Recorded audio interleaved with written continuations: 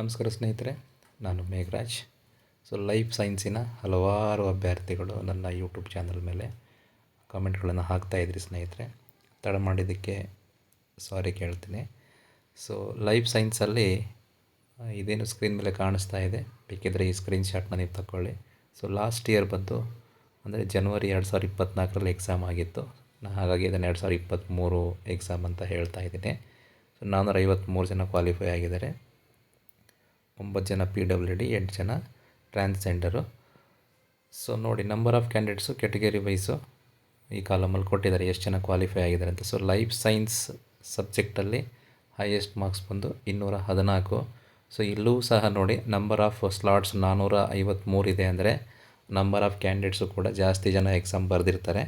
ಹಾಗಾಗಿ cut off ಕೂಡ ನೋಡಿ, GMಗೆ 166 ಇತ್ತು ಲಾಸ್ಟ್ ಟೈಮು, SCಗೆ 148, ST 148, ಕೆಟಗರಿ 1ಗೆ 154, 2Aಗೂ ಕೂಡ 154, 2B 156, 3A 156, ಕೆಟಗರಿ 3B 160.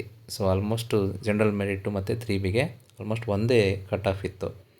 ಈ ಸರಿ ಏನಾಗುತ್ತೆ ಅಂದರೆ, since the competition is very high, competition ಜಾಸ್ತಿ ಇರೋದ್ರಿಂದ ಲೈಫ್ ಸೈನ್ಸಿನ ಕಟ್ ಆಫು ಇನ್ನೂ ಜಾಸ್ತಿ ನಿಂತ್ಕೊಳ್ಳುತ್ತೆ ಸ್ನೇಹಿತರೆ. 2024 ಅಂತ ಮಾತಾಡೋದಾದರೆ, 2024 ನವೆಂಬರ್ ಎಕ್ಸಾಮ್ನ ಬಗ್ಗೆ ಮಾತಾಡೋದಾದರೆ, life science question paper moderate ಆಗಿತ್ತು ಅಂತ ಕೇಳ್ಪಟ್ಟೆ ನಾನು. ಈಸಿನೂ ಇರಲಿಲ್ಲ, ಕಷ್ಟನೂ ಇರಲಿಲ್ಲ. ಹಾಗಾಗಿ ಕಟ್ ಆಫು ಇಷ್ಟಕ್ಕೆ ಇರ್ಬೋದು, ಅಥವಾ +2 ಅಥವಾ -2 ಆಗ್ಬೋದು.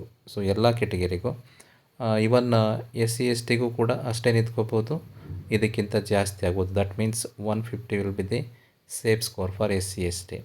ಕೆಟಗರಿ 1ಗೆ 154 ಅಥವಾ 152 ಅಥವಾ 156 ಇದಿಷ್ಟಿರ್ಬೋದು.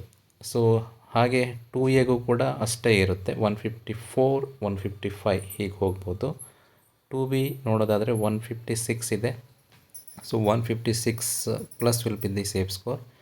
3Aಗೂ ಅಷ್ಟೇ 156 ಪ್ಲಸ್ಗಿಂತ ಜಾಸ್ತಿ ಬರ್ತಾ ಇದೆ ಅಂದರೆ you will be in safe zone. 3B ಅವರು ಸ್ವಲ್ಪ ಕಾಂಪಿಟೇಷನ್ ಜಾಸ್ತಿ ಇರೋದರಿಂದ 163ಗಿಂತ ಜಾಸ್ತಿ ಸ್ಕೋರ್ ಇದ್ದರೆ ಹೋಪ್ಸ್ ಇಟ್ಕೋಬೋದು. ಹಾಗಂತ ನಾನು ನಿಮಗೆ ಡಿಸ್ಕರೇಜ್ ಮಾಡ್ತಾ ಇಲ್ಲ. ಇಲ್ಲಿ ಇಷ್ಟೇ ಸ್ಕೋರ್ ಬರ್ತಾ ಇದೆ ಅಂದ್ರೂ ಕೂಡ ನೀವು ಹೋಪ್ ಇಟ್ಕೋಬೋದು.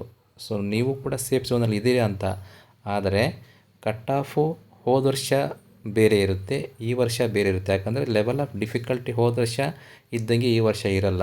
ಬಟ್ ನಂಬರ್ ಆಫ್ ಕ್ಯಾಂಡಿಡೇಟ್ಸು ಈ ಸರಿ ಜಾಸ್ತಿ ಇರ್ಬೋದು, ಅಥವಾ ಹೋದ ವರ್ಷ ಕಡಿಮೆ ಇದ್ದರೇನೋ ಗೊತ್ತಿಲ್ಲ. ಹಾಗಾಗಿ ಕಟ್ ಆಫು ವೇರಿಯೇಷನ್ ಆಗುತ್ತೆ.